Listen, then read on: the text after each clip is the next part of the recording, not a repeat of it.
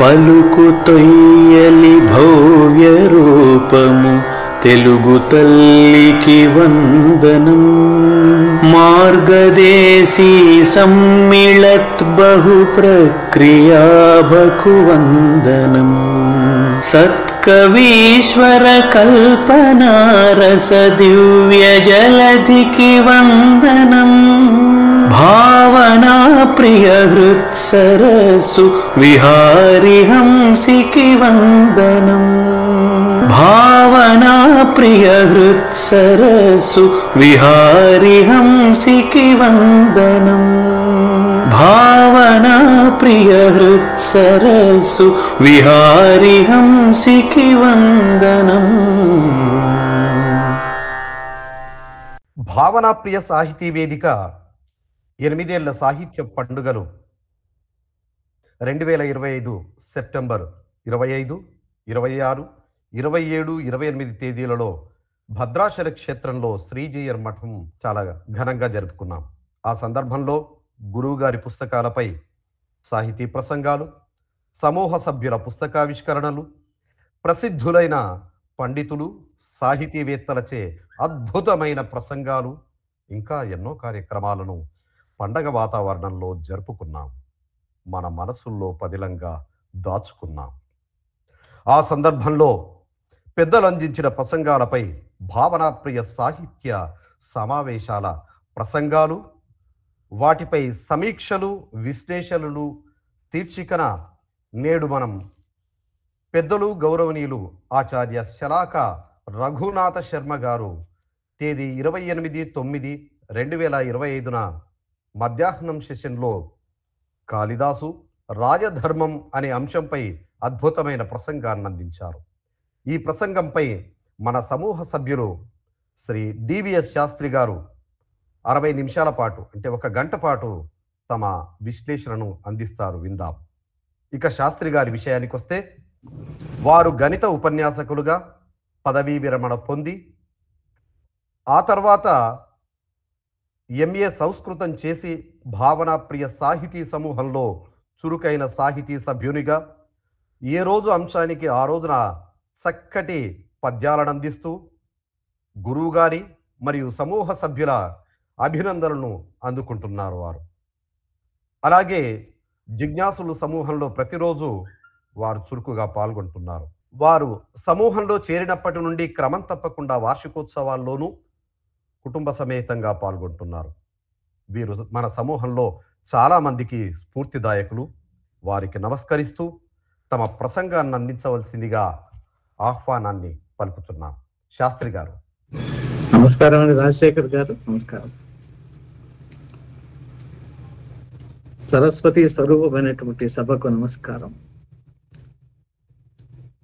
వక్రతుండ మహాకాయ కోటి సూర్య సమప్రభా నిర్విఘ్నం కురు మే దేవా సర్వకార్యేషు సర్వదా. సరస్వతి నమస్తుభ్యం వరదే కామరూపిణి విద్యారంభం కరిష్యామి సిద్ధిర్భవతు మే సదా. జ్ఞానానందమయం దేవం నిర్మలస్ఫటికాకృతిం ఆధారం సర్వ విద్యానాం హయగ్రీవముపాస్మహే. మాతృభాషా నిషేవణామహితరతుని వివిధ సాహితీ ప్రక్రియా విహితమతిని తెలుగు వెలుగుల విరజిమ్ము కలువరేని చక్రవర్తి గురువుల సన్నుతింతు. చక్రవర్తి గురువుల సన్నుతింతు. చక్రవర్తి గురువుల సన్నుతింతు. భావన ప్రియ మిత్రులకు అందరికీ కూడా మేలు సందండి. గురువు గారి పాదపద్మములకు వందనములు. రాజశేఖర్ గారు చెప్పేశారు కాబట్టి నేను నేరుగానే మాట్లాడచ్చు. ఆచార్య శలాక రఘునాథ్ శర్మ గారు 27 సెప్టెంబర్ నాడు కవిత్రయం లోకదర్శనంపై ప్రసంగించారు 1 గంట సేపు సుమారుగా. తర్వాత 28 సెప్టెంబర్ నాడు కాళిదాసు రాజధర్మం గురించి ప్రసంగించారు. వారి ప్రసంగాన్ని విశ్లేషణ చేయడం అంటే చాలా సాహసోపేతమైన చర్య. ఏదో నాకు తెలిసి 4 ముక్కలు చెప్పడానికి ప్రయత్నిస్తాను. అది కూడా గురువు గారి అనుగ్రహంతో ప్రయత్నిస్తాను. మీకు సవినయంగా విన్నపం చేసుకుంటున్నాను. ముందుగా ఆచార్య శలాక రఘునాథ శర్మ గారి సంక్షిప్త పరిచయం. వారి జననం జూలై 23, 1941, కృష్ణా జిల్లా నూజివీడు మండలం గొల్లపల్లి గ్రామం. వృత్తి ఆచార్యులు, ప్రసిద్ధి బహుగ్రంథకర్త, సంస్కృతాంధ్ర పండితులు, పురాణ ప్రవచనకర్త. వారి తండ్రి గారు నరసయ్య గారు, తల్లి దుర్గమ్మ గారు. విద్యాభ్యాసం 1960లో తెలుగు సంస్కృత భాషలలో భాషా ప్రవీణలో మొదటి ర్యాంకు, 1967లో తెలుగు భాషా సాహిత్యాలలో MA డిస్టింక్షన్ సాధించారు. 1975లో శ్రీ వెంకటేశ్వర విశ్వవిద్యాలయం తిరుపతి నుండి భారతంలో ధ్వని దర్శనము అనే అంశంపై PhD పట్టా పొందారు. వారి గురువులు పేరి వెంకట శాస్త్రి గారు, రామచంద్రుల కోటీశ్వర శర్మ గారు, దివాకర్ల వెంకటావతిని గారు, లంకా శ్రీనివాసరావు గారు. వారి ఉద్యోగ సోపానం 1960-65 గౌతమి విద్యాపీఠంలో తెలుగు పండితులుగా పనిచేశారు. తర్వాత 1 సంవత్సరం హైదరాబాదులో ప్రాచ్య కళాశాలలో ఉపన్యాసకులుగా పనిచేశారు. అటుపై శ్రీకృష్ణదేవరాయ విశ్వవిద్యాలయం అనంతపురంలో తెలుగు శాఖలో లెక్చరర్గా అడుగుపెట్టి రీడర్గా, ప్రొఫెసర్గా పదోన్నతులు పొంది డీన్గా పదవి విరమణ చేశారు. వారి మార్గదర్శనంలో 24 మంది డాక్టరేట్లు, 23 మంది MPhil పట్టాలు పొందారు. వారి రచనలు ప్రకటించిన గ్రంథాల్లో కొన్ని మాత్రమే చెప్తున్నాను. వ్యాస మహాభారత అనువాదం, కవిత్రయ భారత జ్యోత్స్న, భారత ధ్వని దర్శనం, ఆర్ష భావన వీచికలు, ఇలా ఒక 12 పుస్తకాలు పైనే ఉన్నాయి. వారు పొందిన సత్కారాలు, బిరుదులలో కొన్ని మాత్రమే చెప్తున్నాను. 1 జానమద్ది హనుమత్ శాస్త్రి గారి పురస్కారం, శ్రీభాష్యం అప్పలాచార్య స్మారక పురస్కారం, రాష్ట్రీయ సంస్కృత విద్యాపీఠం తిరుపతి వారిచే మహోపాధ్యాయ బిరుదు. ఇప్పుడు నేరుగా వారి ప్రసంగంలో ఉండేటువంటి విశేషాలు పరిశీలించడం ప్రయత్నిస్తాం. వారు మొట్టమొదటి ఏమన్నారంటే, అసలు భావనాప్రియ నాకు 2 రోజులు భగవన్మయం చేసేట్టుగా మనస్సును అవకాశం ఇచ్చింది అన్నారు. దాంట్లోనే వారి ఆధ్యాత్మిక తత్వము, ఆధ్యాత్మిక చింతన అనేవి మనకు బాగా తెలుస్తాయి. తర్వాత వారు జిల్లా కలెక్టర్ కలిసి ఒక సమావేశంలో పాల్గొన్నట్టుగా చెప్పారు. అందులో వీరిని ఒక ప్రశ్న వేశారు జిల్లా కలెక్టర్ గారు. ఏమనంటే, మన ఆధునిక విద్యా విధానంలో రసాయన శాస్త్రము, భౌతిక శాస్త్రము, జీవశాస్త్రం ఇలాంటివంతా ఉన్నాయి కదా, మరి మన భారతీయ విద్యా విధానంలో ఇవి ఉన్నాయా అని అడిగి ప్రశ్న వేశారు. దానికి మాస్టర్ గారు ఏం చెప్పారంటే, ఎందుకు లేవండి, పుష్కలంగా ఉన్నాయి. మన భారత భాగవత రామాయణాల్లో ఈ శాస్త్రార్థాలతో పాటు కావ్యార్థాలతో పాటు శాస్త్రార్థాలు కూడా బాగా చక్కగా వివరించబడి ఉన్నాయంటూ ఒక ఉదాహరణ కూడా చెప్పారు వారికి. ఏంటంటే ఆ ఉదాహరణ, సూర్యరథం అనేది 1 నిమిషంలో 2202 యోజనాలు ప్రయాణం చేస్తుంది అని చెప్పన్నారు. తర్వాత కొంతకాలానికి సూర్యుడు స్థిరంగా ఉంటాడని రుజువు చేయడం జరిగింది. అయితే ఈ మన శాస్త్రంలో ఉండేటువంటి ఈ విషయాన్ని పరిశోధకులు తర్వాత ఏం చేశారంటే, వాళ్ళు కనుక్కున్న కాంతి వేగానికి సరిపోతున్నట్టుగా గమనించారు. అంటే మన పూర్వీకులే, ఋషులే ఇటువంటి విషయాలు ఎన్నో కనుక్కున్నారని వారు సోదాహరణంగా చెప్పారండి. తర్వాత వారేమన్నారంటే, కాళిదాసు రాజైతే అనేటువంటి దాని గురించి వారికి ఒక వ్యాసం రాయాలనేటువంటి సంకల్పం ఉందని, దాన్ని ఇంకా కార్యరూపంలోకి తీసుకురాలేదని చెప్తూ ఏమన్నారంటే, వారు దీనికి కావాల్సిన ముడి సరుకంతా కూడా మనకి ఒక రఘువంశంలో మొదటి సర్గలోనే లభ్యమవుతుంది అంటూ మొదలుపెట్టారు. అంటూ ఏమన్నారంటే, వారు రఘునాం అన్వయం వక్ష్యే అనే దాంతో మొదలుపెట్టారు. మరి రఘువుల వంశాన్ని గురించి ఎందుకు తెలుసుకోవాలి, దానివల్ల మనకేం లాభం ఏంటి? మామూలుగా మనం ఏదన్నా ఒక లాభం లేనిదే పని చేయం కదా సాధారణంగా. అందుకని ఏం లాభం అని అంటే, దానివల్ల మనకి మనం ఎలా ప్రవర్తించాలని తెలుస్తుంది. మనకు కావ్య ప్రకాశల మమ్మటుడు అంటాడు, కావ్యం యశసే అర్థకృతే వ్యవహార విదే శివేతరక్షతయే సజ్జపర నివృత్తయే కాంత సంహితదయ ఉపదేశ విజయ అని చెప్పి అంటారు. 6 ప్రయోజనాలు చెప్తారు మన అమ్మట్లు. ఏవేంటంటే అవి, ఒకటి కవికి కీర్తిని ఆర్జించి పెడుతుంది, అలాగే ధనమును సంపాదించి పెడుతుంది, లోక వ్యవహారాన్ని తెలుసుకోవడానికి ఉపయోగపడుతుంది. తర్వాత శివ ఇతర క్షతయ అంటే శివ అంటే మంగళము, మంగళానికి ఇతర అంటే అమంగళాన్ని అది నాశనం చేస్తుంది. మనకు ఒక ప్రఖ్యాతి కూడా ఉంది ఏంటంటే, మయూర కవి అయినటువంటి అతను సూర్యశతకం రచించి దాని ద్వారా కుష్ఠరోగాన్ని పోగొట్టుకున్నాడని కూడా చెప్తారు, పెద్దలు చెప్తారు. అంతేకాకుండా 5వ ప్రయోజనం ఏంటంటే సజ్జపర నివృత్తయే అంటే బ్రహ్మానంద సదృశ్యమైనటువంటి సంతోషాన్ని కలిగిస్తుంది. మొన్న ఈ మధ్య హవీలా గారు మాట్లాడుతూ కూడా దుఃఖమయమైనటువంటి విషయాన్ని గురించి ప్రస్తావించిన చదివినా కూడా మనకు చిట్ట చివరి కలిగేది ఆనందం అని అంటారు. సో అలాంటి ప్రయోజనం కూడా చేకూరుతుంది. చిట్ట చివరిగా కాంత సంహితతయ ఉపదేశ విజయ్ అంటే ఒక కాంత ప్రియురాలు ప్రియుడిని దగ్గరికి చేర్చి లాలించి చెప్పినట్టు విధంగా, లేదా ఇంకొక విధంగా చెప్పాలంటే ఒక తల్లి బిడ్డను దగ్గరికి చేర్చి తన ప్రవృత్తి ద్వారా మంచి ప్రవృత్తి నేర్పించడం ద్వారా చేయడం అనేది అదొక లాభం అని చెప్పి చెప్పారు మనకి. ఈ రాజధర్మాన్ని గురించి మహాభారతము, రామాయణము, భాగవతం ఇత్యాది గ్రంథాల్లో చాలా విపులంగా చర్చించబడిందని కూడా వారు తెలియజేశారు. మరి ఈ రాజధర్మం అనేది తెలుసుకుంటే మనకు దానివల్ల ప్రయోజనం ఏంటి అంటే, మనం ఎట్లా నడుచుకోవాలో తెలియజేస్తుంది. సమాజంలో మామూలుగా మనకి ఒక్క సంబంధమే కదా, అనేక మంది వ్యక్తులతో అనేక రకాలైన సంబంధాలు ఉంటాయి. ఈ సంబంధాలన్నీ మొట్టమొదట మాటలతోనే ప్రారంభమవుతాయి కదా. ఆ మాటలు ఏదైనా పొరపాటు దొర్లింది అనుకోండి, అప్పుడు ఏమవుతుంది, అది వివాదానికి దారితీస్తుంది. ఆ వివాదం నెమ్మదిగా కలహంగా మారిపోతుంది. దాన్ని మనము కంట్రోల్ నియంత్రించలేనట్లయితే ఏమవుతుందంటే అదే ఒక యుద్ధానికి దారితీస్తుంది. దానికి మనకు ఉదాహరణ కూడా ఉంది. ఏంటంటే, పుత్ర వ్యామోహంతో రాజధర్మాన్ని విస్మరించి ధృతరాష్ట్రుడు తన 9 పుత్రులను కోల్పోయిన. అందుకే ఏమంటారంటే పెద్దలు, చదేత్ ఏకం కులస్యార్థే అంటారు. కులం కోసం లేక వంశాన్ని కాపాడు కోసం అవసరమైతే కొడుకును కూడా వదిలేయాలి అని అంటారు. తర్వాత మరి రాజధర్మం అని ఎందుకు ప్రత్యేకించి చెప్పాల్సి వచ్చింది? రాజుకు మరొక పేరు ఏంటంటే నరేంద్రుడు. నారాణం ఇంద్ర నరేంద్ర. ఇక్కడ ఇంద్ర అంటే అర్థం శ్రేష్టత్వం, నరుల్లో శ్రేష్ఠుడు అని అర్థం. మరి ఆ శ్రేష్టత్వం ఎందుకు వచ్చిందంటారు? ఆయనకుండే అధికారాన్ని బట్టా కాదు, కానే కాదు. లేక ఆయనకుండే సంపదను బట్టా కానే కాదు.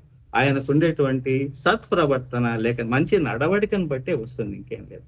మామూలుగా మనం లోకంలో కూడా చూడండి, మనం ఎవరి ప్రవర్తనను మనం ఇష్టపడతామో వాళ్ళని ప్రేమిస్తాం. మనం ప్రేమించిన వాళ్ళని కొంతవరకైనా అనుసరించడానికి ప్రయత్నిస్తాం. అందుకే అంటారు భగవద్గీతలో, యద్యదాచరతి శ్రేష్ఠ తత్తదేవ ఇతర జన ప్రమాణం కురితే లోకః తదనువర్తతే. కాబట్టి ఈ శ్రేష్ఠుడైనటువంటి రాజు, నరుల్లో శ్రేష్ఠుడు రాజు ఏం చేయాలంటే ముందు తన నడవడికను చూపించాలి. మీరందరూ ఎడి చేయండి అంటే ఎవరు చేయరు.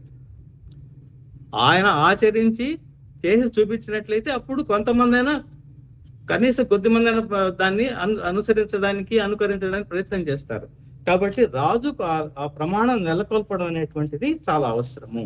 మరి ఆ విధంగా చేయకపోతే ఏమవుతుంది? సమాజం కాస్త సమాజం అయిపోతుంది. సమాజం అంటే పశువుల గుంపు అయిపోతుంది. కాబట్టి దీన్ని మనము పరిహరించాలంటే, చేయకుండా అటువంటి పరిస్థితి రాకుండా చేయాలంటే మనం తప్పనిసరిగా ఏం చేయాలంటే రాజు అనేటువంటి వాడు ధర్మాన్ని పాటించాలి. మరి ధర్మం వల్ల ప్రయోజనం ఏంటి అంటూ ఆచార్యులు గారు వారు ఏం చెప్పారంటే వేద ధర్మో విశ్వస్య జగత ప్రతిష్ఠ అన్నారు. అంటే ఈ ప్రపంచం అనేది ఇలా నిలబడి ఉంది, భద్రంగా ఉంది అంటే దానికి కారణము ధర్మమే అని చెప్పన్నారు. మరి ధర్మానికి మూలం ఏంటి అంటే వేదమే ధర్మానికి మూలము. కాబట్టి మనం వేదాన్ని బాగా అర్థం చేసుకోవడానికి ప్రయత్నించాలి అని ఇలా చాలా ఆయన లాజికల్ గా చెప్పుకుంటూ వచ్చారు చాలా విషయాలు. ఏం చెప్పారంటే తర్వాత, ఇతిహాస పురాణాభ్యాం వేదం సంపబ్రహ్మయేత్ అంటే ఇతిహాస పురాణాల నుంచి మన వేద ధర్మాన్ని పెంపొందించుకోవాలి అని చెప్పారు. అంటే ఎందుకు అలా పెంపొందించడం అంటే ధర్మం కోసం అంతే, ఇంకేం లేదు. కాబట్టి వేదం అనేది సమగ్ర దర్శనం చేయిందే మనకి ధర్మం అనేటువంటి దాని గురించి వివరంగా తెలియదు అని చెప్తున్నారు. లేకుంటే దాన్ని మరి అరాకొరగా తెలిసిన వాళ్ళు వాళ్ళ ఇష్టం వచ్చి విపరీతంగా వ్యాఖ్యానాలు కూడా చేస్తారని చెప్పారు వారు. తర్వాత వారు ఏమన్నారంటే మూలంలో వాల్మీకి రామాయణంలో ఉండేటువంటి విధానంగా కాకుండా వీరు ఒక సొంత ప్రణాళికను ఏర్పాటు చేసుకొని దాని ప్రకారంగా రఘువంశాన్ని రచించారు. అలాంటి చేయడానికి అలంకారికుల యొక్క అనుజ్ఞ కూడా ఉంది. ఎలాగనంటే అది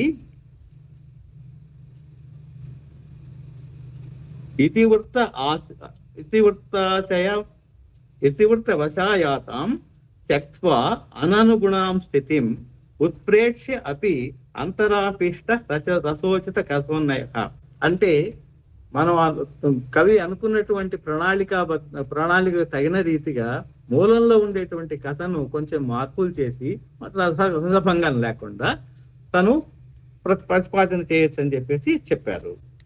సో అలాగే ఏం చేశారంటే కాళిదాసు నలుగురినే తీసుకున్నాడు. ఎవరెవరిని తీసుకున్నాడు? దిలీపుడు, అతని కొడుకు అయినటువంటి రఘువు సుతుడైనటువంటి అజుడి పుత్రుడైన దశరథుడిని తీసుకున్నారు.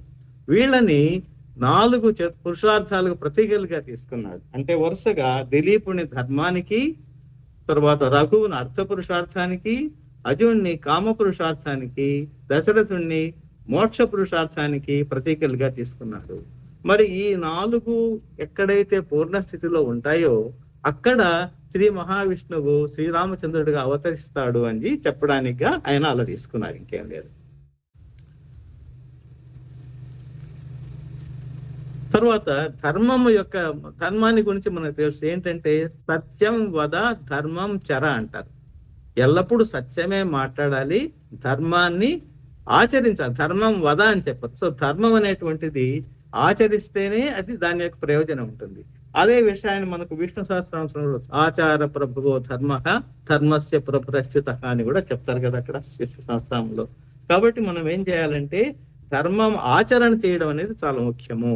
ధర్మాన్ని చెప్తే లాభం లేదు. ఎందుకంటే చాలా మంది ఏదో స్టేజ్ మీద మాతృదేవో భవ పితృదేవో భవ అని చెప్పేసి ఇంటికి పోయిన తర్వాత వాళ్ళు దానికి వ్యతిరేకంగా ప్రవర్తించడం జరుగుతుంటుందని ఆచార్యులు వారు చెప్పారు.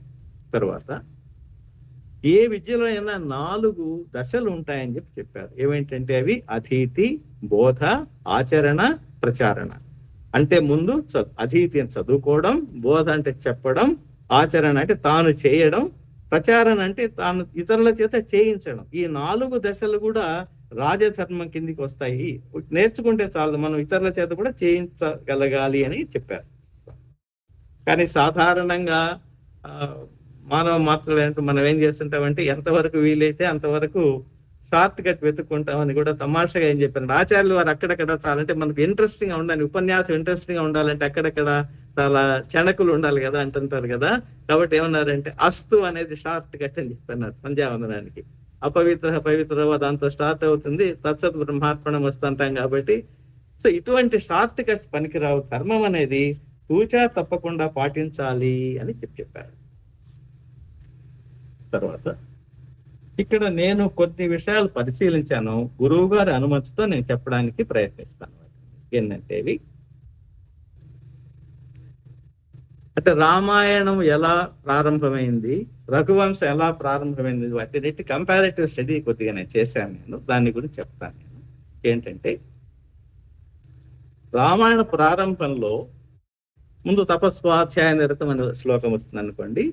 నారదుడు వస్తాడు వాల్మీకి దగ్గరికి. అప్పుడు వాల్మీకి ఒక 4 శ్లోకాల్లో ఒక ప్రశ్న అడుగుతాడు. ఏమనంటే అది కోన్వస్మిన్ సాంప్రదం లోకే గుణవాన్ కశ్చ వీర్యవాన్ ధర్మజ్ఞశ్చ కృతజ్ఞశ్చ సత్యవాక్యో దృఢౌ తతః చారిత్రేణ చ కో యుక్తః సర్వభూతేషు కోహితః విద్వాన్ కః సమర్థశ్చ కశ్చైక ప్రియదర్శనః ఆత్మవాన్ కో జిత క్రోధో యుతిమాన్ కో అనసూయకః కస్య బిభ్యతి దేవాశ్చ జాతరోషస్య సంయుగే ఏతదిచ్ఛామ్యహం శ్రోతుం పరం కౌతూహలం కిమే మకర్షే త్వం సమర్థోసి జ్ఞాతుమేవం విధం నరం.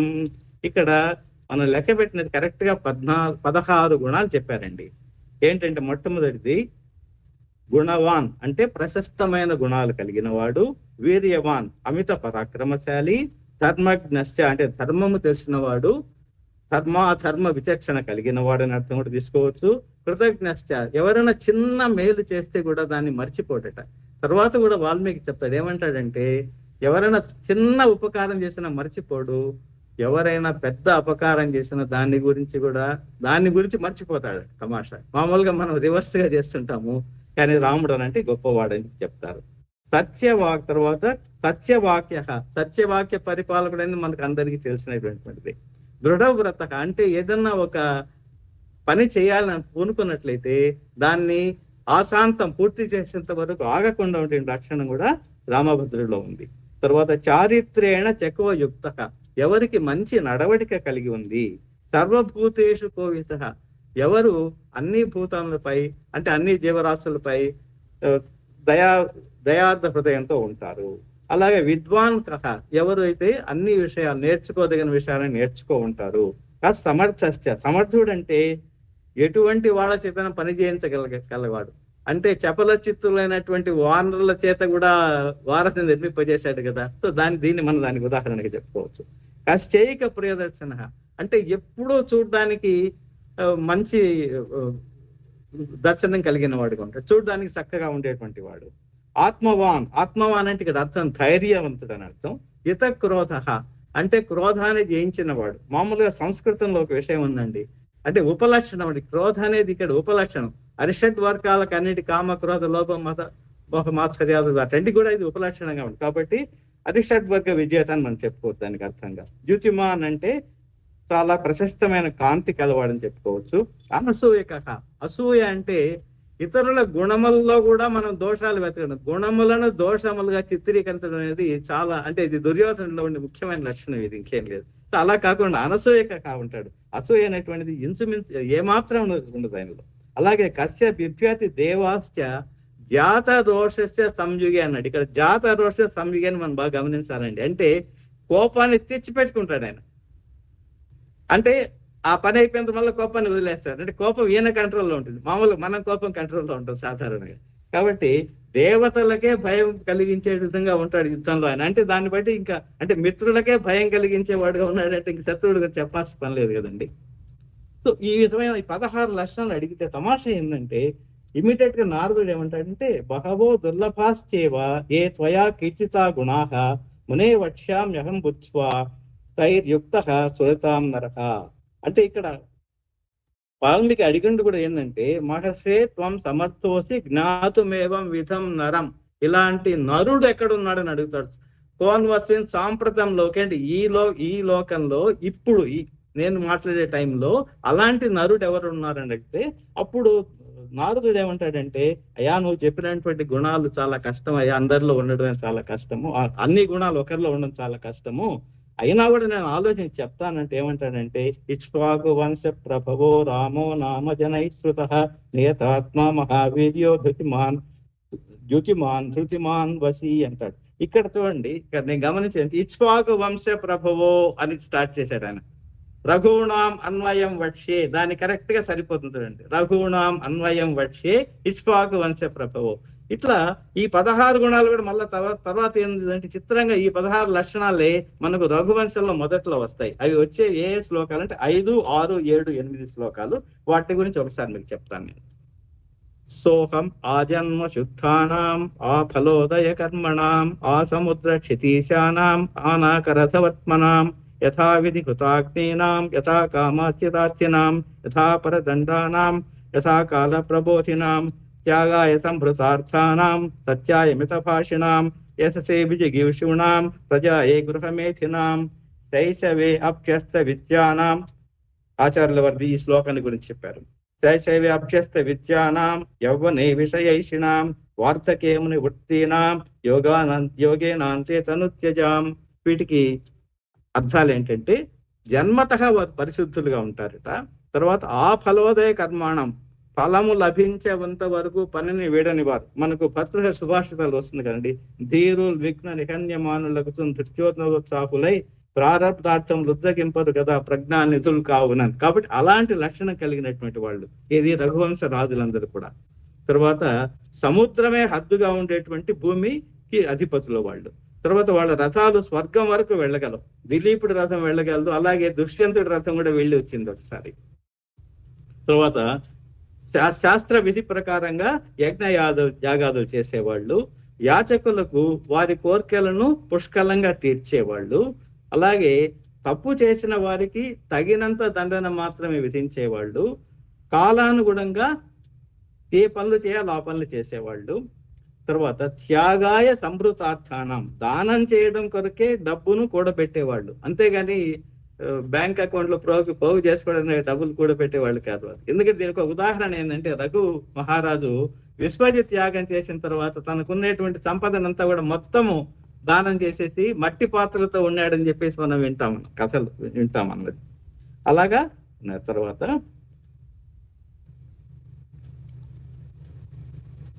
సత్యాయ మితభాషణం, ఎక్కడైతే ఎక్కువ మాట్లాడడం జరుగుతుందో పొరపాటుగా కూడా అబద్ధం ఏమన్నా మనం చెప్తామేమనే భయంతో వాళ్ళు కొద్దిగానే మాట్లాడేవాళ్ళు, మితంగా మాట్లాడేవాళ్ళు. ఈ మితభాషిత్వము, ప్రియభాషిత్వము ఇవన్నీ కూడా మనం రామచంద్రుల్లో కూడా మనం గమనిస్తాం. యశసే విజిగీషుణం, శత్రువుల మీద దండయాత్ర ఎందుకు చేసేవాళ్ళు అంటే కీర్తి కొరకు చేసేవాళ్ళు, అంతేగాని వాళ్ళ సామ్రాజ్యాన్ని ఆక్రమించాలి అనేటువంటి ధోరణి ఉండేది కాదు. వాళ్ళని జయించి మరలా వాళ్ళ సామ్రాజ్యాన్ని మీరే ఏలుకోండి అని చెప్పి ఇచ్చేసి వచ్చేసేవాళ్ళు. అంత నోబుల్ మైండెడ్ గా ఉండేవాళ్ళు వాళ్ళు. తర్వాత ప్రజాయే గృహమేసినాం, వాళ్ళు సంసారం చేసేది సంతానాన్ని పొందడం కోసం, దానివల్ల పితృరుణం తీర్చుకోవడం కోసమే కానీ భోగ లాలసత అనేది వాళ్ళలో ఎక్కడ కనిపించదు.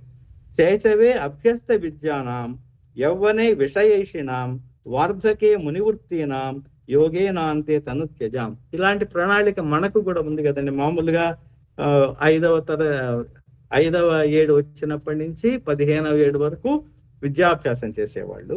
తర్వాత వివాహం చేసుకొని గృహస్థాశ్రమ ధర్మాలను కూడా చక్కగా నిర్వర్తించేవాళ్ళు. ఇక్కడ కూడా ఆశ్రమం అంటే మన ఆచార్యుల వారు ఏం చెప్పారంటే, ఆశ్రమంతా శ్రమ యస్మిన్ అస్తి స ఆశ్రమ అన్నారు. అంటే ఏదో భోగలాలసలా కాకుండా ఉదయం లేచినప్పటి నుంచి సాయంత్రం వరకు ఎక్కడైతే శ్రమతో కూడుకుని ఉంటుందో దాన్నే ఆశ్రమం. సో ఆ విధంగా గృహస్థాశ్రమ ధర్మాన్ని పాటించారు వాళ్ళు.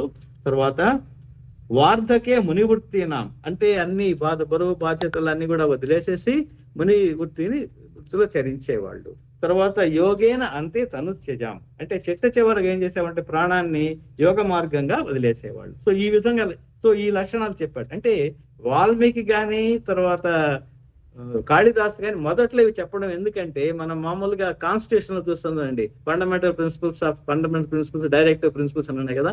అంటే వీళ్ళు నిర్మించుకున్న కాన్స్టిట్యూషన్ ఇది, అంటే ఇలా నడుచుకోవాలని చెప్పడంతో ఉద్దేశం ఏంటంటే వాల్మీకి కానీ కాళిదాసు కానీ ఈ 16 లక్షల్లో మీరు కనీసం కొన్నైనా నేర్చుకోండి అని చెప్పడం. ఇంకేం లేదు, అన్నీ నేర్చుకోకపోయినా కూడా కనీసం ఇప్పుడు రాముడు చెప్పి సత్యవాక్ పరిపాలన నేర్చుకున్నా చాలు, కృతజ్ఞతాభావం నేర్చుకున్నా చాలు. ఇట్లా ఏదో ఒకటి రెండు మనం నేర్చుకునే సరిపోతుందని చెప్పడంతో వాళ్ళు, అంటే ఇది అన్యాపదేశంగా వాళ్ళు ఏం చేస్తున్నారంటే, మీరు వీటిలో కనీసం కొన్ని నేర్చుకున్నా కూడా మీ జీవితము సుఖమయంగా ఉంటుందని చెప్పడం వాళ్ళ ఉద్దేశం అని నాకు అనిపించిందండి.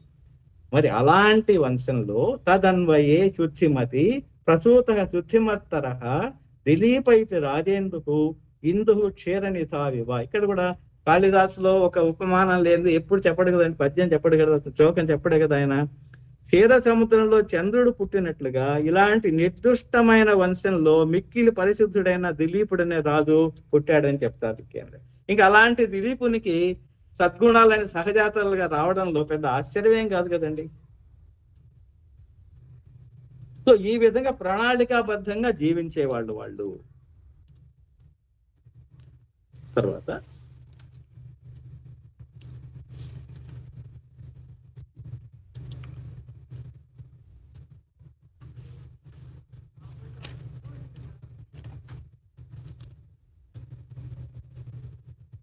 అంతేకాకుండా వీరు ఏం చేశారంటే ఒక కథ కూడా చెప్పారు. అంటే కథ నేను చెప్పడం అనుకోండి, బీర్బల్ అక్బర్ కథ చెప్పారు ఒకటి. అంటే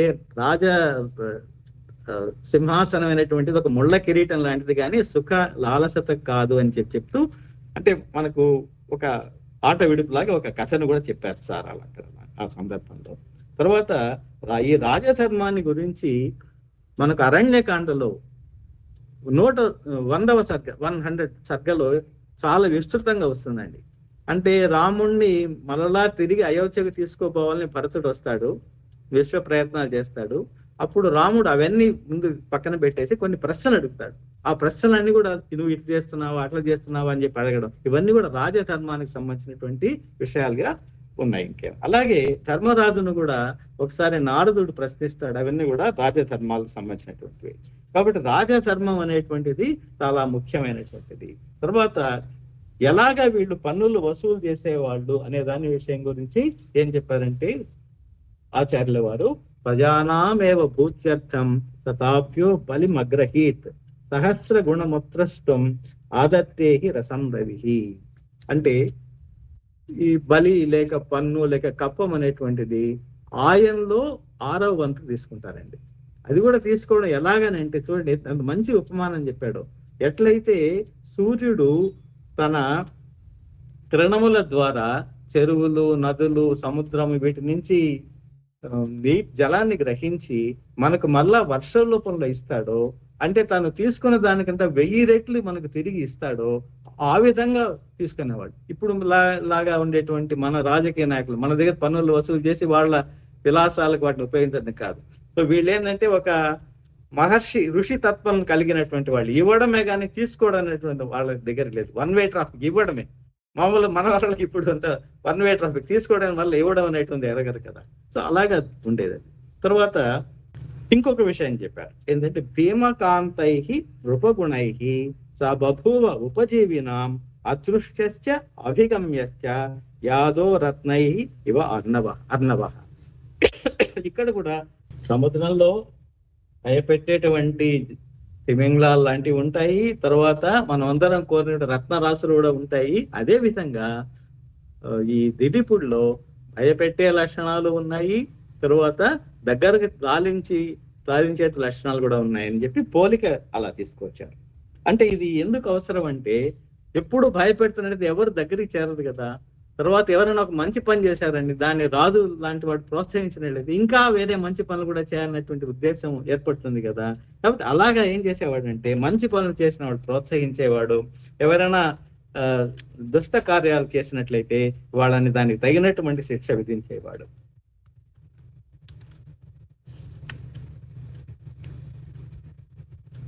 తర్వాత కొన్ని విషయాల్ని పొరపాటుగా అర్థం చేసుకున్నారని చెప్తూ ఒక ఉదాహరణ చెప్పారు సార్.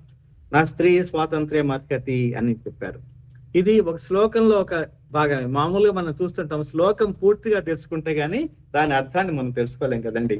పితా రక్షతి కౌమారే, భర్త రక్షతి యవ్వనే, పుత్ర రక్షంతి వార్ధక్యే, నా స్త్రీ స్వాతంత్ర మర్కతి.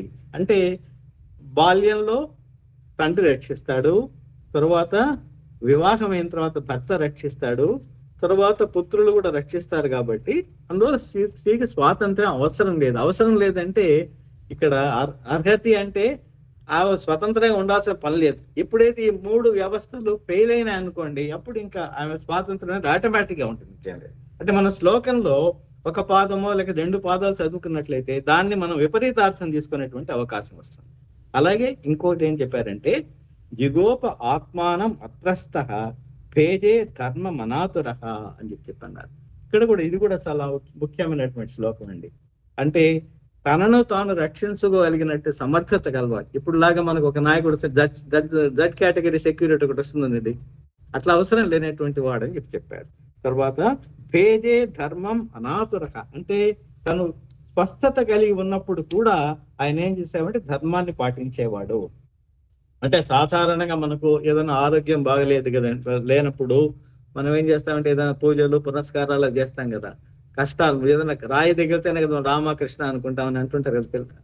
అట్లా కాకుండా మనం హాయిగా అన్ని సుఖకరంగా ఉన్నాయి అనుకుంటే దేవుడిని దలుచుకునేది ఎప్పుడో చేస్తాం మనం, ఇంకేమి. అట్లా కాకుండా అన్ని పరిస్థితులు చక్కగా ఉన్నప్పుడే ఆయన ధర్మాన్ని అనుసరించేవాడు. ధర్మాన్ని ఎందుకు అనుసరించేవాడు అంటే అనుసరించాలి కాబట్టి. కొందరికి సహజ గుణం ఉంటుందండి, అది వాళ్ళ ధర్మానికి వ్యతిరేకంగా పోలేరు. కొంతమంది ధర్మానికి వ్యతిరేకంగా పోవడమే అలవాటు కలిగిన వాళ్ళు వేరే కేటగిరీ ఉంటారు అనుకోండి. కాబట్టి అలా ధర్మం అనేది ఆయన రక్తంలో ఒక భాగం లాగా జీర్ణించుకోపోయిందని చెప్పడానికి ఈ మాట చెప్పారు. తర్వాత ఇంకోటి చెప్పారండి, అగృత్నుహు ఆదదే సోర్థం. గృత్నుహు అంటే లోభి. లోభితనంతో ఆయన ధనాన్ని తీసుకునేవాడు కాదు, ఈ ప్రజల క్షేమాన్ని దృష్టిలో పెట్టుకొని చేసేవాడు కానండి, లోభితనంతో మాత్రం తీసుకునేవాడు కానే కాదని చెప్తాడు. తర్వాత ఇంకొకటి ముఖ్యమైన అసక్త సుఖం అన్వకు. అసక్త అనేది చాలా ముఖ్యం, ఈ వాక్యమే చాలా ముఖ్యమైనదని చెప్పారు. అంటే సక్తము తగులము అంటారు. అది ఉన్నట్లయితే మనకు చాలా ఇబ్బందులు కలుగుతాయి. ఏంటంటే మనకు భగవద్గీతలో చెప్తారు కదా, ధ్యాయతో విషయాన్ పుంసః సంగస్తేషూపజాయతే సంగాత్ సంజాయతే కామః కామాత్ క్రోధో అభిజాయతే క్రోధాత్ భవతి సమ్మోహః సమ్మోహాత్ పృథివిభ్రమః పృథిభ్రంశాత్ బుద్ధినాశః బుద్ధినాశాత్ ప్రణశ్యతి అంటారు. అంటే మనకు దేన్నో ఒక విషయాన్ని గురించి అట్లే ఆలోచిస్తూ ఉన్నాం అనుకోండి, అది మనకు కావాలి అని నెమ్మదిగా ఒక అటాచ్మెంట్ ఏర్పడుతుంది. తర్వాత ఏం చేస్తాము, తర్వాత దాన్ని మనం పొందడానికి ప్రయత్నిస్తాము. ఎప్పుడైతే మనకు దొరకలేదో అది ఇమీడియట్ గా అది క్రోధంగా మారిపోతుంది. కాబట్టి ఈ క్రోధం వల్ల ఏమవుతుంది, మోహం ఏర్పడుతుంది. మోహం వల్ల ప్రతిభ్రంశం ఏర్పడిపోతుంది. అంటే నేను ఏం చేస్తున్నాను అనేటువంటి కనీస విచక్షణ లేకుండా ఎట్లంటే అట్లా ప్రవర్తించడం జరుగుతుంది. కాబట్టి ఈ అసక్త అనేటువంటిది మనం గమనించాలి. ఇక్కడ ఇదే విషయాన్ని గీతలో కూడా చెప్తారని, గీతలో ఉండేటువంటిది ఈ అసక్త అనేది ఏంటంటే, దుఃఖేషు అనుద్విగ్న మనాహ సుఖేషు విగత స్పృహ వీత రాగ భయ క్రోధ శితధీహి మునిరుచ్యతే అంటారు. ఇంకేం లేదు. కాబట్టి నాకు సుఖాలు వచ్చినాయి కదా అని చెప్పి పొంగిపోవడం కానీ, దుఃఖాలు వచ్చిన కుంగిపోవడం కానీ, ఇలా బ్యాలెన్స్ లేకుండా ఉండడం, నియంత్రణ లేకుండా ఉండడం అనేది జరిగిపోతుంది. దేని వల్ల జరుగుతుంది, ఈ సక్తం వల్ల జరుగుతుంది. అందుకే అసక్త సుఖం అనుభూతి అన్నారు. ఇది ఒక గోల్డెన్ సెంటెన్స్ గా మనం గుర్తుపెట్టుకోవచ్చు. అంతేకాదు తర్వాత బహుశా నాలుగవ సర్గలోనే వస్తుంది రఘువంశంలో ఏంటంటే, ఈ ఆదానం హి విసర్గాయ సతాం వారిముచామివ అంటాడు. అంటే ఆదానం తీసుకోవడం అనేటువంటిది విసర్గాయ వదిలిపెట్టడం కోసం. ఎలాగనంటే సతాం వారిముచామివ అంటే మేఘుడు జలము గ్రహించి జలమును ఇచ్చేస్తాడు మళ్ళీ తిరిగి. అదే విధంగా సత్పురుషులైన వాళ్ళు ఏం చేస్తారంటే వాళ్ళు తీసుకున్న దాన్ని మరలా తిరిగి ఇచ్చేస్తారు అంటూ రాజును పోలుస్తారు అంత అక్కడ. ఇంకేం లేదు. తర్వాత గురువు గారు ఏం చెప్పారంటే, ఇంకా 2 అక్షరాలని ద్వ్యక్షరం బంధ ఇచ్చాహు త్ర్యక్షరం మోక్ష ఇత్యుచ్యతే మమేతి ద్వ్యక్షరం బంధ నా మమేతి చ శాశ్వతం అన్నారు. అంటే మమ నాకు కావాలి అనుకోవడం అనేటువంటిదే అదే బంధహేతు అవుతుంది. అదే నా మమ అనుకున్నట్లయితే అది మోక్షాన్ని కలిగిస్తుంది అని చెప్పి చెప్పారు. అంటే ఇది ఎందుకు చెప్పారంటే ఇవన్నీ కూడా సారు. సో ఈ విధంగా మన శాస్త్రాలు అవన్నీ చెప్తున్నాయి. కాబట్టి ఇలాంటి విధంగా మనం కూడా మెసులుకోవాలి. ఇలా ధార్మికమైన ప్రవృత్తి ఉన్నప్పుడు ఎలాంటి ఇబ్బందులు కలగవు. ఇలాగ ధార్మిక ప్రవృత్తిని తాను ఆచరిస్తూ ప్రజల చేత ఆచరింప చేసేవాడే నిజమైన రాజు అని చెప్పి చెప్పారండి. అలాగే శ్రీరామచంద్ర గురించి ఇప్పుడు చెప్తూ కూడా ఏమన్నారంటే, ఉత్సవేషు మనుష్యాణం పితేవ పరితుష్యతి వ్యసనేషు మనుష్యాణం భృశం భవతి దుఃఖితః. రాముడు అట్లా విహారయాత్ర పోయినప్పుడు ఇంటికి వచ్చే ముందుగా అన్ని ఇళ్లకు వెళ్ళేవాడు. వెళ్ళి ఎట్టున్నారు, మీరు బాగున్నారా, మీ ఇంట్లో అన్ని బాగానే ఉన్నాయని అడిగేవాడు. వాళ్ళంతా బాగున్నామండి అని చెప్పినట్లయితే పితేవ పరితుష్యతి. ఈయన వయసు అప్పుడు ఇంత 16 ఏళ్ళు కూడా లేవు. ఒక తండ్రి కొడుకు ఏదైనా మంచి సాధిస్తే ఎలా సంతోషపడతాడో ఆ విధంగా సంతోషపడేవాడు.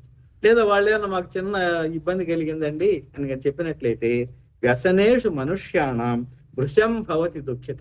ఆ దుఃఖం తనకే వచ్చినట్టుగా, ఇతరులకు వచ్చిన దుఃఖాన్ని తనకే వచ్చినట్టుగా భావించేవాడు.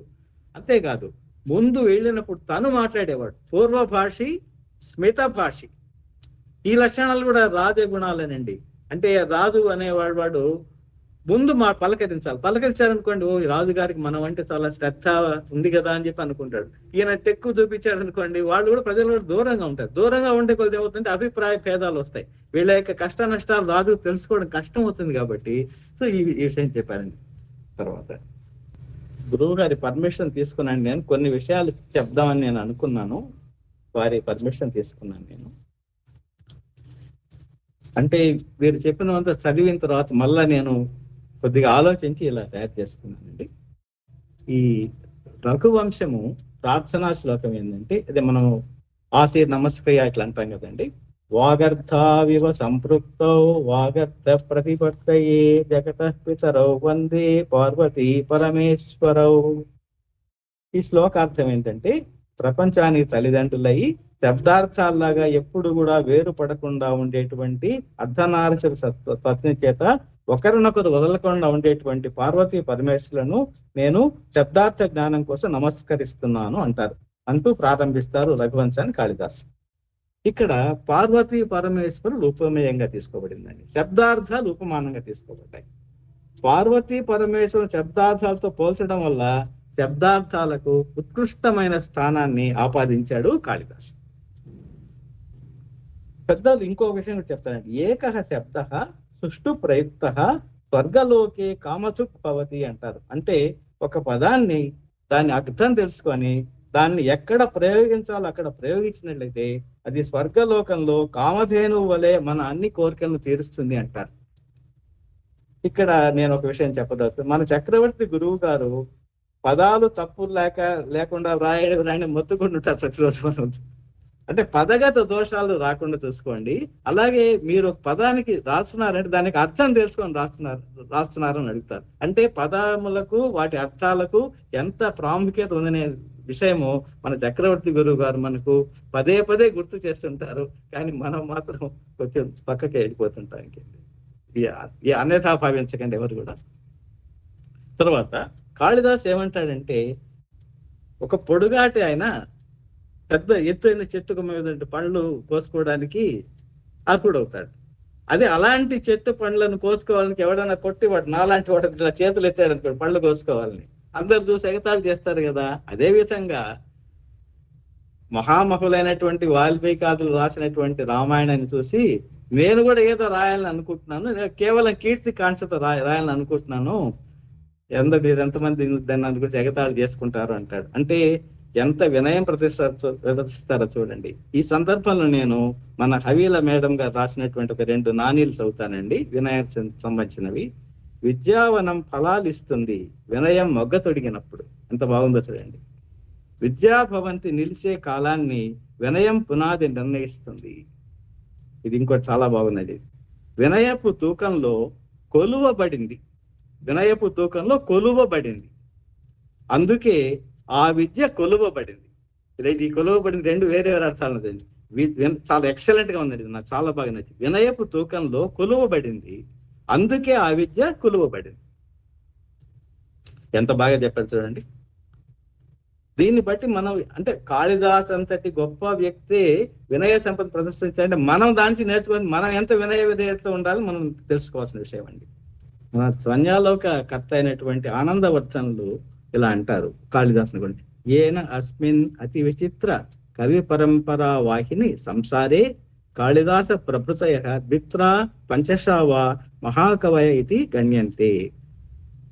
అంటే అతి విచిత్రమైనటువంటి అతి విశాలమైనటువంటి వాంగ్మయ ప్రపంచంలో మహాకవి అనే చెప్పదగిన వాళ్ళు కాళిదాసు లాంటి వాళ్ళు 2 లేక 3 లేదా 5 మాత్రమే ఉంటారంటారు. సో అలాగే ఇంకొక లోకోక్తి కూడా ఉందండి. పురా కవీనాం గణనా ప్రసంగే కనిష్ఠికాధిష్ఠిత కాళిదాస అద్యాపి తత్తుల్య కవేరభావాత్ అనామికా సార్థవతి బభూవ. కవులను గణించడం మొదలు పెడితే ముందు మామూలు గణించడం చెట్టుకి వెళ్తూ మొదలు పెడతాం కదా, చెట్టుకి స్థానాన్ని కాళిదాసు ఆక్రమించాడు. దాని తర్వాత వచ్చేది అనామిక, అంటే ఉంగరపు వేలు, దాన్ని అనామిక కూడా అంటారు.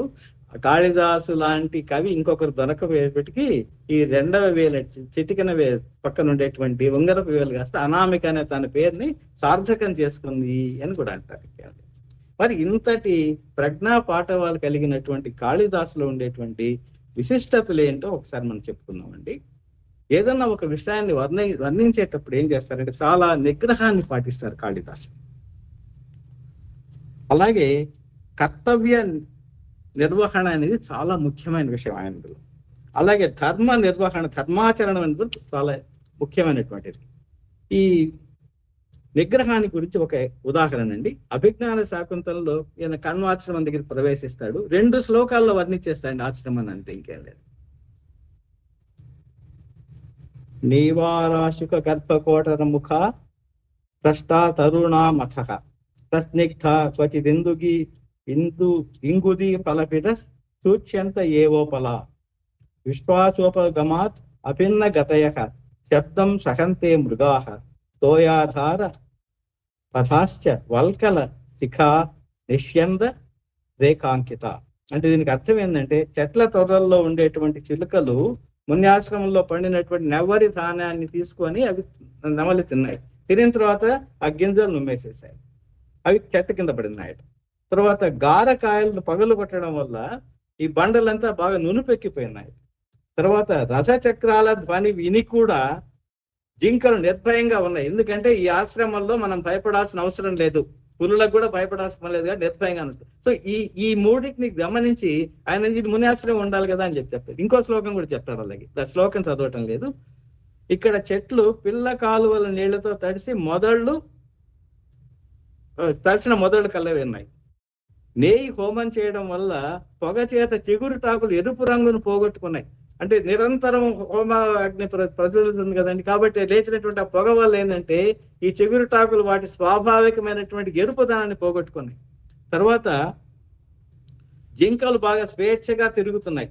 ఇంకా అలాంటప్పుడు ఇది మునియాశ్రమం కాకుండా ఏముంటుంది అని చెప్పి సూతుడితో అంటాడు దుష్యంతుడు. అంటే ఈ 2 శ్లోకాల వల్ల ముని ఆశ్రమం అనేది ఎలా ఉందని వర్ణించడం జరిగిపోయింది. ఒక 10 శ్లోకాలు చెప్పాల్సిన అవసరం లేకుండా ఇట్లా ఒక విధమైనటువంటి నిగ్రహాన్ని పాటిస్తాడు కాళిదాసు. అలాగే కర్తవ్య నిర్వక్షణాన్ని ఎట్టి పరిస్థితుల్లో కాళిదాసు ఒప్పుకోడండి. మేఘదూత ప్రారంభ శ్లోకమే చెప్తుంది, కశ్చిత్ కాంత విరహ గురుణ స్వాధికారాత్ ప్రమత్త అంటాడు. అంటే తను స్వాధికారాత్ ప్రమత్త, తను చేయాల్సినటువంటి పని చేయడంలో ప్రమత్తత వల్ల, అంటే అజాగ్రత్త వల్ల ఒక యక్షుడు ఏమవుతాడు, కుబేరుడి చేత శపింపబడతాడు. దానివల్ల ఏమవుతుంది, అతని యొక్క మహిమంతా పోతుంది. పోయి అతను ఎక్కడ ఉండాల్సి వస్తుంది, సీతాదేవి స్నానం చేసిన దానివల్ల పవిత్రమైనటువంటి చిత్రకూట అరణ్యంలో ఆయన దేవస్థానం ఏర్పడుతుంది. సో ఇలాగా స్వాధికారాత్ ప్రమత్త, తన చేయవలసిన పని నుంచి దూరం అయిపోయినాడు కాబట్టి ఖచ్చితంగా పనిష్మెంట్ అనేది వచ్చింది, ఇంకేం లేదు. అలాగే అభిజ్ఞాన శాకుంతలంలో కూడా చూడండి ఒక విషయం. శకుంతల జాతకంలో ఏవో దోషాలు ఉన్నాయని చెప్పేసి వాటి పరిహారం కోసంగా సోమతీర్థానికి వెళ్తాడు కణ్వుడు. అంతేకాదు వెళ్ళేటప్పుడు ఏం చేస్తాడంటే అతిథి సత్కారాలు చేయవలసిందిగా శకుంతలని ఆజ్ఞాపించేసి, అంటే శకుంతల టెంపరీ ఇన్ఛార్జ్ ఆశ్రమాన్ని తాత్కాలిక అధిపత్నిగా ఉంచేసిపోతాడు. ఈ లోపల మన దుర్వాసుడు ప్రవేశిస్తాడు, తెలుసు కదా, శీఘ్ర కోపి ఆయన. ఏమేందంటే దుష్యంతుడి ఆలోచన ఉంటుంది, ఆ ఉంగరం మీద ఉండేటువంటి అక్షరాలు లెక్క పెట్టుకుంటూ ఉంటున్నాడు.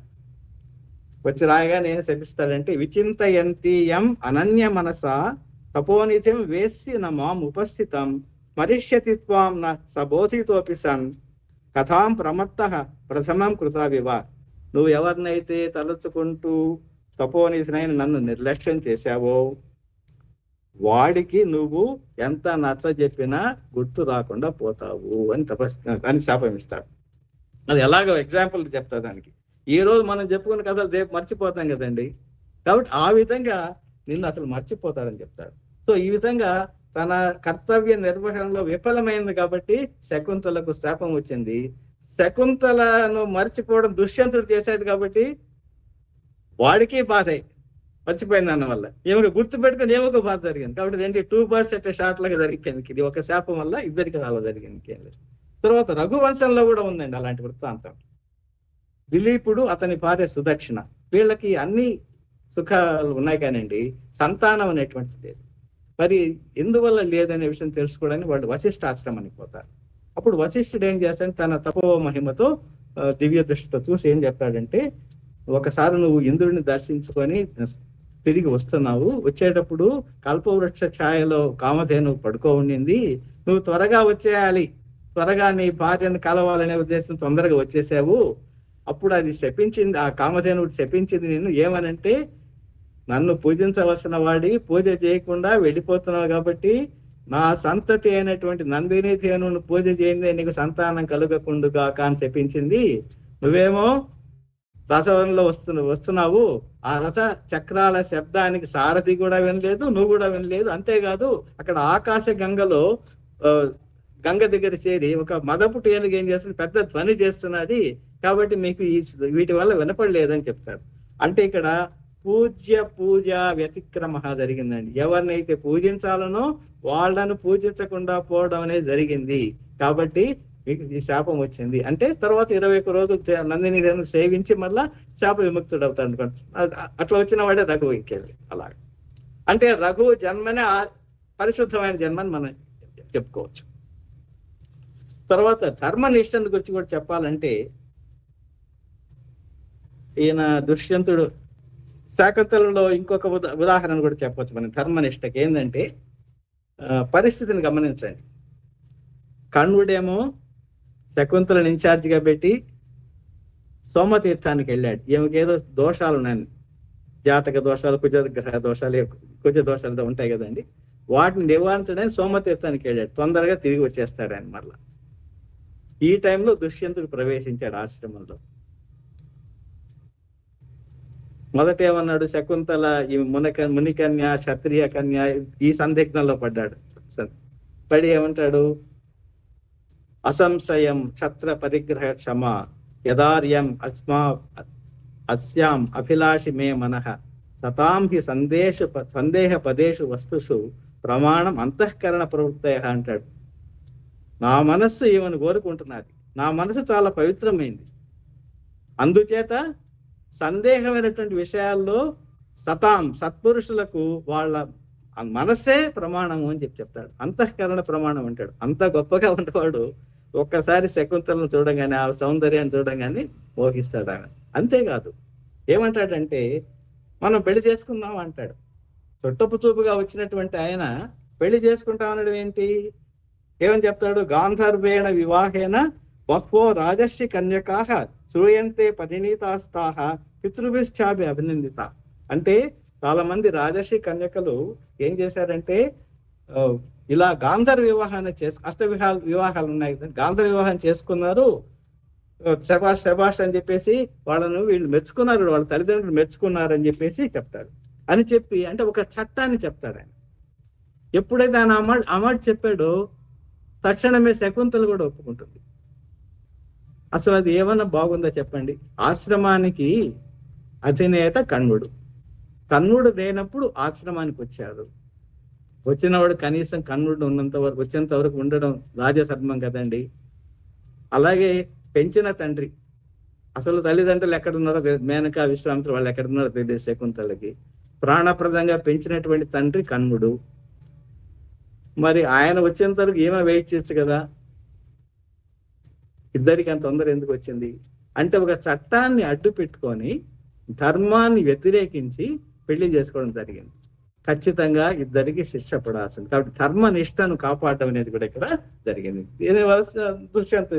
దుర్వాసన శాపం వల్ల జరిగింది. తర్వాత ఏం చేస్తారంటే, కొద్ది రోజులకి ఈమె గర్భవతి అవుతుంది. శకుంతలను తీసుకొని గౌతమి, శారంగరవుడు, శారద్వతుడు వెళ్తారండి దుష్యంతుడి దగ్గరికి. ఇందులో శారంగరవుడు కొంచెము మిరపకాయ బజ్జీ లాంటి వాడు, కొంచెం కోపం ఎక్కువ ఆయనకి. అక్కడ పోయిన తర్వాత దుష్యంతుడు పూర్తిగా మర్చిపోయింటాడు కదా, దుర్వాస శాపం అంటే మర్చిపోవాల్సింది కంపల్సరీ కదా, మర్చిపోయినాడు. అందువల్ల నువ్వెవరో నాకు తెలియదు పో అంటాడు. అప్పుడు శకుంతల ఇంకా నా పరిస్థితి ఇంతేనా అంటుంది. అప్పుడు శారంగరవుడు చెప్తాడండి, అంటే ఇది గోల్డెన్ సెంటెన్స్, ఎందుకంటే ఇప్పటి కాలాన్ని కూడా వర్తిస్తుంది. ఎప్పుడో జరిగినటువంటి కథ, చెప్పబడిన కథను ఇప్పటికి కూడా వర్తిస్తుంది. అతః పరీక్ష కర్తవ్యం విశేషాత్ సంగతం రహః అజ్ఞాత హృదయేషు ఏవం వైరీ భవతి సౌహృదం. సో ఎప్పుడైతే ఈ తొలి చూపులో ప్రేమ ఇలాంటివన్నీ కూడా ఏంటంటే అవి బాహ్య సౌందర్యం సంబంధించినటువంటివి. అలా కాకుండా మనసులు కలవకుండా మనువులు చేసుకోవడం అనేటువంటిది ఎంత మాత్రము మంచిది కాదు. అప్పుడు నువ్వు ఎందుకు చేసుకున్నావు దుష్యంతుడిని? అప్పుడు మేము గుర్తు రాలేదా నీకు? లేదా గౌతమి గుర్తు రాలేదా పెద్ద ఆమె? కాబట్టి నువ్వు అనుభవించు. ఇది దుర్వాసుడు శాపం కాదు, నువ్వు అనుభవించాల్సింది. నువ్వు చేసుకున్న దాన్ని నువ్వు అనుభవించాలని చెప్తాడు. అంటే ఇది ప్రేమ వివాహాలు తప్పని కాదు, బాహ్య సౌందర్యానికి లోబడి చేసుకోకుండా ముందు మనసులో తెలుసుకొని తర్వాత మనసులు కలుసుకున్న తర్వాత మనవులు కలియడం అనేది బాగుంటుందని ఈనాటికి కూడా సరిపోయే హెచ్చరిక చేశాడండి. అక్కడ ఇంకేం లేదు. అంతేకాదండి, తర్వాత వైతాళికుడు చెప్తాడండి, స్వసుఖ నిరభిలాష కెచ్యసే లోకహేతో ప్రతిదినం అథవా తే వృత్తిరేవం విధైవ అనుభవతి మూర్ధ్న పాదప తీవ్రముష్ణం శమయతి పరితాపం ఛాయా సంస్కృతానం. ఓ రాజా, నీ సొంత సుఖాన్ని అసలు స్వసుఖ నిరభిలాష, నీ సుఖాన్ని గురించి నువ్వు ఎప్పుడు ఆలోచించవు, ఎప్పుడు కూడా లోకహితం కోసమే నువ్వు బాధపడుతూ ఉంటావు. ఇది నీకు ప్రతిరోజు ఉండేటువంటి దినచర్య. ఎలాగా అంటే ఇక్కడ మంచి ఉపమానం చెప్తాడండి. చెట్టు తన నెత్తి మీద వచ్చేసేమో సూర్యుడు పడుతుంటాడు, విపరీతమైనటువంటి తాపాన్ని అనుభవిస్తుంటుంది, కానీ క్రింద ఉండేటువంటి వాళ్ళకి నీడనిస్తుంటుంది. సో ఈ రాజును ఇలాంటి వాడు, అంటే తన సుఖాన్ని కూడా త్యాగం చేసి ప్రజలకు మేలు చేసేవాడని అంటే వైతాళుడు కూడా చెప్తాడు ఇండైరెక్ట్. అంటే రాజు ఇలా ఉండాలి, రాజధర్మం అంటే ఇదే అని చెప్తాడు, ఇంకేం లేదు. తర్వాత ఇంకోటి కూడా రెండవ వైతాళుడు వాడు చెప్తాడు, నియమయేసి విమార్గ ప్రస్థితాన్ ఆత్మదండ రసమయేసి వివాదం కల్పసే రక్షణాయ అతనుషు విభవేషు నాతయ సంతునామ వైతు పరిసమాప్తం బంధుకృత్యం ప్రజానం. అతనుషు విభవేషు, తను అంటే చిన్నది, అతనుషు అంటే పెద్దదైన, అంటే సంపదలు ఎక్కువగా వచ్చిన మనకు పద్యం కూడా ఉంది, సంపదలు ఎక్కువ వచ్చినప్పుడు బంధువులు రావడం మామూలుగా జరుగుతుండేటువంటిది. తర్వాత కానీ నువ్వెటువంటి వాడు అంటే సంపదలైనా విపత్తులైనా కూడా నువ్వు ఒకే రకంగా ఉంటావు. ఎలాగనంటే నువ్వు చెడ్డ దారిలో పోయేవాడని మంచి దారిలో పెడతావు. ఇది కూడా రాజధర్మం కదండి. అలాగే ఎవరికైనా తగాదాలు వచ్చాయనుకోండి, దాన్ని నెమ్మదిగా తీరుస్తావు, తగాదాలు తీస్తావు. కల్పసే రక్షణాయ, నువ్వు ప్రజలను రక్షిస్తావు కూడా. కాబట్టి ఇవన్నీ కూడా నువ్వు నిజమైన బంధువు కంటే ఎక్కువ అంటాడు. ఇదే విషయాన్ని మనకు రఘువంశంలో చెప్తారని, ప్రజానాం గురువు గారు చెప్తామని, ఆచార్యులు వారు చెప్తామని మళ్ళా బహుశా టైం లేని వాళ్ళు చెప్పారు, వినయాధానం మళ్ళా చెప్తానని చెప్పి అన్నారు ఒక చోట. ప్రజానాం వినయాధానాత్ రక్షణాత్ భరణాదపి పితరస్తాసాం కేవలం జన్మహేతవ. అంటే ప్రజలను సన్మార్గంలో పెట్టడం వలన, వాళ్ళకి రక్షణ కల్పించడం వలన, వాళ్ళను భరించడం వల్ల, పోషించడం వల్ల దిలీపుడు ఏమైనంటే వాళ్ళకి నిజమైన తండ్రి అయినాడు. అంటే తండ్రి చేసిన బాధ్యతలు నిర్వర్తించాడు. అసలు తన తండ్రి ఏమైనాడంటే కేవలం జన్మకారకుడైనాడు అని చెప్పి చెప్తాడు. ఇంకేం లేదు. శాకుంతల ఉన్నది ఒక విషయం చెప్తాను. శకుంతల అప్పుడప్పుడు గుర్తొస్తూ ఉంటుంది నెమ్మదిగా దుష్యంతుడి అంటే శాప అవసానం వచ్చి ఉంటుంది. ఆ టైంలో ఒక శార్దవాహుడి వృత్తాంతం తీసుకొని మంత్రి అమాత్య పిశునుడు అనేవాడు వస్తాడండి. అతను ఏం చేస్తాడంటే ఒక వార్తను పంపిస్తాడు, అయ్యా ఒక ముఖ్యమైన సమస్య ఏర్పడింది, నౌకాభంగంలో ఒక శార్దవాహుడు చనిపోయినాడు, అతనికి చాలా ఆస్తిపాస్తులు ఉన్నాయి, ఇప్పుడు ఏం చేయాలి అని వాళ్ళు పంపిస్తారు. అంత దుఃఖంలో ఉన్నటువంటి దుష్యంతుడు కూడా ఏమంటాడంటే, ఈ ఆస్తి అంతా మనమే తీసేసుకుంటాం, స్వస్థ మంత్రులాగా చెప్పలే, ఆ మాట చెప్పలేదండి. ఆయన ఏమంటాడంటే, అతనికి చాలా ఆస్తిపాస్తులు ఉన్నాయంటారు, అతనికి బహుశా చాలా మంది భార్యలు ఉండొచ్చు, వాళ్ళలో ఎవరైనా గర్భవతిగా ఉండేదానికి కూడా అవకాశం ఉంది, కాబట్టి మీరు విచారించి ఆ గర్భానికి మొత్తం ఆస్తి రాసేయండి అని చెప్తాడు. అది ఎంత బాగా చెప్తారు చూడండి. అంతేకాకుండా ఒక మంచి శ్లోకం ఉందండి ఇక్కడ, ఏన వీర్యంతే ప్రజాహ స్నిగ్ధేన బంధున సస పాపాదృతే తాసాం దుష్యంత ఇది గుష్యతాం.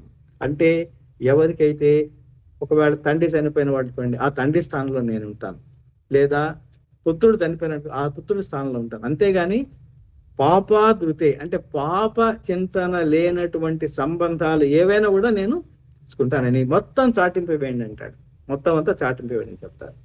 అంటే రాజ్యాన్ని ఎలా పరిపాలించాలి అనేటువంటిది మనకి రామాయణంలోనే చిట్ట చివరి శ్లోకాల్లో వస్తుంది. దశవర్ష సహస్రాణి దశవర్ష శతానిచ రామో రాజ్యం ఉపాసిత్వా బ్రహ్మలోకం ప్రయాస్యతి. అంటే 11,000 సంవత్సరాలు రాముడు రాజ్యాన్ని, ఇక్కడ నేను చెప్పడం ముఖ్యం, ఉపాసిత్వ అంటే ఒక ఉపాసన లాగా చేశాడు రాజ్యాన్ని. రాజ్యాన్ని పరిపాలించాడని చెప్పలేదు. వాల్మీకి ఒక పదం వాడాడంటే దాన్ని చాలా జాగ్రత్తగా వాడతాడు. సో రాజ్యాన్ని ఒక ఉపాసన లాగా, ఒక సేవ లాగా, భగవత్ కైంకర్యం లాగా చేశాడు అతను. అప్పుడు దాని బ్రహ్మలోకానికి వెళ్ళిపోయాడు. సో ఆ విధంగా ఉండాలి అంటారు. అలాగే అందుకే రామాయణాన్ని గురించి బ్రహ్మ ఒక ISI మార్క్ లాగా ఇచ్చాడు. యావస్థాత్యంతి గిరయ సరితశ్చ మహీతలే తావత్ రామాయణ కథ లోకేషు ప్రచలిష్యతి అన్నాడు. ఎంతవరకైతే ఈ పర్వతాలు ఉంటాయో, ఎంతవరకైతే నదులు ఉంటాయో అంతవరకు రామాయణ కథ లోకాలను ప్రచలిస్తుంది. చిట్ట చివరి వాక్యంతో ఆపేస్తానండి. శాకుంతలంలో భరత వాక్యం ఏంటంటే ప్రవర్తతాం ప్రకృతి హితాయ పార్థివ అంటాడు. అంటే రాజు అయినటువంటి వాడు తన సుఖాలను విస్మరించి ఇక్కడ ప్రకృతి అంటే ప్రజలను అర్థం వస్తుందండి. ప్రజల యొక్క హితం కోసమే పాటుపడుగాక అని అంటాడు. అంటే ఇది కవి హృదయం అండి. ఇక్కడ కాళిదాస్ చెప్పేటువంటి చిట్ట చివరి మాట. కాబట్టి ఇలాగా మనం రాజధర్మాన్ని గురించి మనము చాలా చోట్ల గమనిస్తామని చెప్తూ, నేనేదైనా తప్పులు చెప్పి ఉంటే గురువు గారిని మన్నించవాలని వేడుకుంటూ, నన్ను ఇంతసేపు భరించిందని మీకు అందరికీ కూడా నమస్కారాలు తెలుపుతాను. ధన్యవాదాలండి. నాకు ఈ అవకాశం ఇచ్చినటువంటి భావన ప్రియ అడ్మిన్ వారికి, గురువు గారికి అందరికీ నమస్కారం. DVS శాస్త్రి గారికి ధన్యవాదాలు తెలియజేసుకుంటున్నాం. శాస్త్రి గారు వృత్తిరీత్యా వారు మ్యాథమెటిక్స్ లెక్చరర్ అయినా వారు తమ యొక్క ప్రసంగాన్ని అద్భుతంగా, ఒక ప్రసంగ అంటే ఎంత అద్భుతంగా ప్రసంగించారంటే అంత అద్భుతంగా కాళిదాసు రాజధర్మంపై రఘువంశంలో చెప్పినటువంటి విషయాలన్నింటినీ కూడా కూలంకషంగా చెప్పారు. ఆ రోజున శలాక రఘునాథ్ శర్మ గారు ఏవైతే విషయాలు చెప్పారో వాటన్నింటినీ ఉటంకిస్తూ సంస్కృత శ్లోకాలతో వారు చెప్పడం అనేది ఒక రకంగా ఎట్లా అనిపిస్తుందంటే, శలాక రఘునాథ శర్మ గారిలో పరకాయ ప్రవేశం చేశారా అన్న విధంగా వారు చక్కటి ప్రసంగాన్ని ఈరోజు అందించారు. విశ్లేషణ ఆ పెద్ద మహానుభావుడు చేసినటువంటి దానిపై మన శాస్త్రి గారు చేసినటువంటి విశ్లేషణ చాలా అద్భుతంగా ఉంది. అనర్గళంగా ఎక్కడ కూడా సంస్కృత శ్లోకాలు చదివేటప్పుడు ఇప్పటి వాళ్ళు చాలా తడబాటు పడతారు. కానీ ఎక్కడ ఏ క్షణాన కూడా వారు ఆ సంస్కృత శ్లోకాలు వివిధ గ్రంథాల్లో ఉన్నటువంటి వాటన్నింటినీ ఉటంకిస్తూ చెప్పడం అనేది చాలా గొప్ప విషయం సార్. అన్నింట్లోనూ భగవద్గీతలో ఏ రకంగా ఉంది, మన కాళిదాసు ఏ రకంగా చెప్పారు, కాళిదాసు గురించి ఎవరెవరు ఏ రకంగా చెప్పారు అనేటువంటి విషయం, రాజు గారి యొక్క ధర్మాలు ఏ రకంగా ఉండాలి, ఆ చదువు ఏ రకంగా ఉండాలి, విద్యను ఏ రకంగా ఉండాలి, రాజుకు ఉండవలసినటువంటి లక్షణాలు ఏంటిది, ఆ 16 లక్షణాలు ఎలా ఉండాలి అనేటువంటి విషయం, వీటన్నింటినీ పన్నులు ఏ రకంగా వసూలు చేస్తారని చెప్పేసి, తర్వాత ఆశ్రమం ఏ రకంగా ఉండాలి, ఆశ్రమ పరిస్థితులు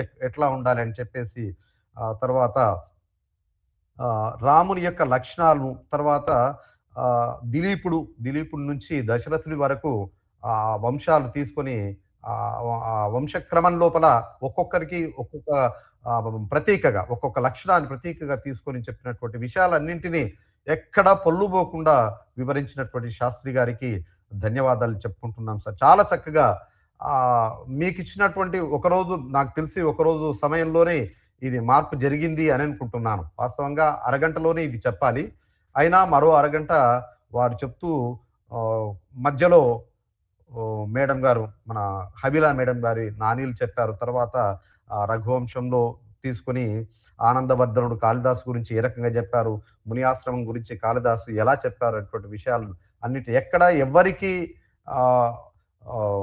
బోర్ అనిపించకుండా చాలా చక్కగా వివరించారు. ఎన్నో ధర్మాలు అసలు వింటూ ఉంటే ఇన్ని ధర్మాలు ఉన్నాయి అంటే సాహిత్య ప్రపంచంలో లేనటువంటి ధర్మం లేదు. అది సంస్కృత సాహిత్యం కావచ్చు, తెలుగు సాహిత్యం కావచ్చు, మిగతా వాటన్నింటినీ ఎందుకయ్యా మన అంటే కరిక్యులంలో ఎందుకు చేర్చలేదు వీటన్నింటిని? ఒక ప్రభువు ఏ రకంగా ఉండాలి, ఒక పరిపాలకుడు, ఒక రాజు ఏ రకంగా ఉండాలి, ఒక రాజ్యాన్ని పరిపాలించే వాడికి ఏ రకమైనటువంటి లక్షణాలు ఉండేటువంటి విషయాల్ని మరి ఎందుకు ఇంత చక్కనైనటువంటి విషయాల్ని ఎందుకు మనకు చేర్చలేదో ఒక రకంగా బాధ అనిపిస్తుంది. ఏది ఏమైనప్పటికీ ఈ విషయాల్ని ఈరోజు DVS శాస్త్రి గారు కాళిదాసు రాజధర్మం అనేటువంటి విషయంపై చక్కటి 1 గంట పాటు చక్కటి ప్రసంగాన్ని అందించినందుకు వారికి ధన్యవాదాలు తెలియజేసుకుంటున్నాం. అభినందనలు సార్, చాలా చక్కగా చెప్పారు. పలుకు తొయ్యలి భవ్య రూపము తెలుగు తల్లికి వందనం. మార్గదేశీ సమ్మిళత్ బహు ప్రక్రియాభకు వందనం.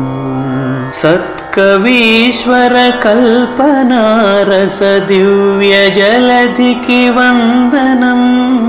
భావనా ప్రియ హృత్సరసు విహారి హంసికి వందనం. భావనా ప్రియ హృత్సరసు విహారి హంసికి వందనం. భావనా ప్రియ హృత్సరసు విహారి హంసికి వందనం.